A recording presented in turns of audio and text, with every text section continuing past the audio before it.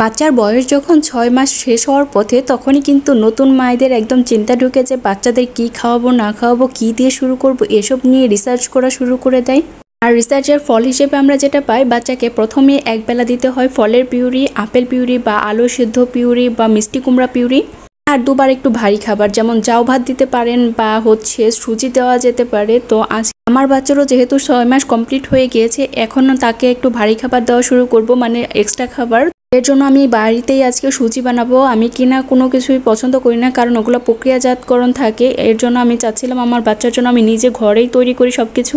তো এখানে একটা মগের মধ্যে আমি কিছুটা চাল নিয়ে নিয়েছি, একদম ১ মগ ভর্তি করে। প্রথমে দিয়ে দিয়েছিলাম একদম গলাপট ভর্তি করে ভাতের চাল, আর ১ মুঠ ২ মুঠ পরিমাণ দিয়েছিলাম পোলাওয়ের চাল। পুরাটা যদি পোলাওয়ের চাল দিয়ে করি তাহলে হয়তো বা বাচ্চার গ্যাস হওয়ার সম্ভাবনা থাকে। এর জন্য আমি ভাতের চালটা বেশি নিয়েছি, আর একটু গ্রানের জন্য জাস্ট পোলাওয়ের চালটা নিয়েছি। আমি চিনি গুঁড়া চালটা নিয়েছি। অনেকে কিন্তু বলবে পোলাওয়ের চাল দিয়ে করার জন্য গ্রান আসবে, বাচ্চা খেতে বেশি পছন্দ করবে, কিন্তু এটা কিন্তু মোটেও উচিত না, কারণ পোলাওয়ের চালে প্রচুর পরিমাণ গ্যাস হয়।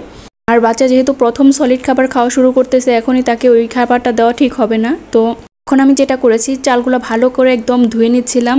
একদম পরিষ্কার করে ধুয়ে নিতে হবে, ৩-৪টা ধোয়া ভালো করে দিতে হবে।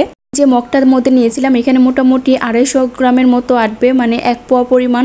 ২৫০ গ্রাম যদি হয়ে থাকে তার ২০০ গ্রামই নিয়েছিলাম আমি ভাতের চাল, আর ৫০ গ্রাম নিয়েছিলাম পোলাওয়ের চাল। অনেক ভালো করে ধোয়া শেষ। এখন দেখেন আমার পানিটা একদম চকচকা হয়ে গিয়েছে। এখন আমি এই পানিটার মধ্যে অনেকক্ষণ চালটা ভিজিয়ে রাখবো, প্রায় ২ ঘন্টার মতো চালটা ভিজিয়ে রেখেছিলাম। আর তারপরে আমি একটা প্লেটের মধ্যে একটু ছড়িয়ে নেড়ে দিচ্ছিলাম, আর একটু রোদে শুকাতেও দিব। খেয়াল রাখতে হবে যেন ময়লা না পড়ে। এই যে আমি দেখতেই পাচ্ছেন, এই যে আমার চালটা ঝরানো শেষ। আমি এখন রোদে শুকাবো, তারপর ফ্যানের বাতাসে শুকিয়ে একদম ঝরঝরে করে নিব। আর অবশ্যই খেয়াল রাখতে হবে কোনো প্রকার ময়লা যেন এর মধ্যে না পড়ে। তারপর জাস্ট চালটা শুকিয়ে এলে আমি জাস্ট ব্লেন্ড করে নিব একদম সুজির মতো করে। এই যে দেখতে পাচ্ছেন আমার সুজিটা কিন্তু কমপ্লিট হয়ে গেছে। এই পর্যায়ে আমি কিন্তু সুজিটা কমপ্লিট করে ফেলেছি, দেখতেই পাচ্ছেন।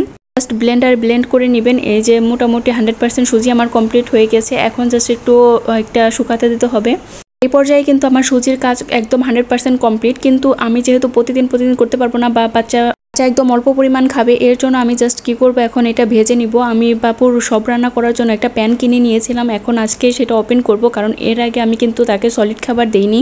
সুজিটাই প্রথম তার জন্য রান্না করব। আর রান্না করার আগে সুজিটা আমি জাস্ট ভেজে নিব, ভেজে সংরক্ষণ করব প্রায় ৩ থেকে ২.৫ মাস থেকে ৩ মাস পর্যন্ত এটা ভালো থাকবে।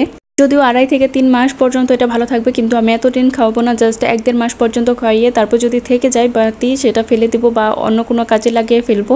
বাবু সমস্ত খাবার রেডি করার জন্য আমি এই প্যানটা কিনেছিলাম অনেক আগেই। তো এটা সুজি ভেজে আমি এটা উদ্বোধন করব। তো এই যে দেখতে পাচ্ছেন আমি ধুয়ে নিয়েছি খুব সুন্দরভাবে। তারপর জাস্ট সুজিগুলো একটু ভেজে নিব, ভেজে জাস্ট একটু ব্রাউন কালার করলে কিন্তু হয়ে যাবে।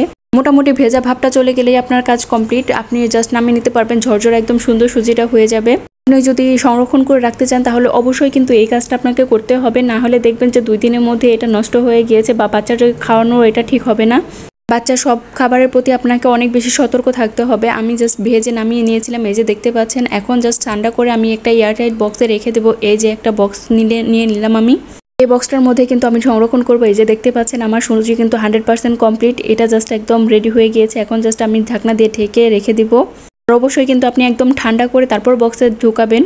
এখন আমি দেখাবো যে আমি সুজিটা কিভাবে রান্না করি। এই যে দেখতে পাচ্ছেন 2টা খেজুর আমি পানিতে ভিজিয়ে রেখেছিলাম। আমি খেজুরটা এই জন্য ব্যবহার করতেছি, একে তো পুষ্টির যে চাহিদাটা আছে সেটা পূরণ করবে, আর দ্বিতীয়ত যেহেতু আমি তাকে চিনি ব্যবহার করব না, চিনি প্রথম অবস্থায় আমি দেবো না, এর জন্য আমি জাস্ট খেজুরটা ইউজ করতেছিলাম। মিষ্টিও হবে, আবার কোনো ধরনের সাইড এফেক্ট থাকবে না, আবার পুষ্টির যে চাহিদাটা আছে সেটাও পূর্ণ হবে। আমি অনেকক্ষণ খেজুরটা ভিজিয়ে রেখেছিলাম, যার ফলে উপরে চামড়াটা দেখেন খুব সুন্দরভাবে উঠে এসেছিল। ভেতর থেকে আমি বিচিটা বের করে নিলাম। তারপরে দেখতেই পাচ্ছেন আমি আবারও পানিতে ভিজিয়ে দিয়েছি। আর এখন আমি জাস্ট পানির মধ্যে একটু চটকে একদম যত যা কিছু আছে একদম নরম করে নিব, কোনো প্রকার হাতে যেন না বাজে, এরকম করে নিব। এই যে দেখতে পাচ্ছেন একদম হাতে ডলে নিয়েছে, কিন্তু মনে হচ্ছে ব্লেন্ডারের মতো করে একদম ব্লেন্ড করে নিয়েছি। কালারটা দেখে বুঝতে পারছেন সবটুকু পুষ্টি একদম এটার মধ্যে রয়ে গিয়েছে। আর 1 চিমটি পরিমাণ লবণ এখান দিয়ে দিলাম।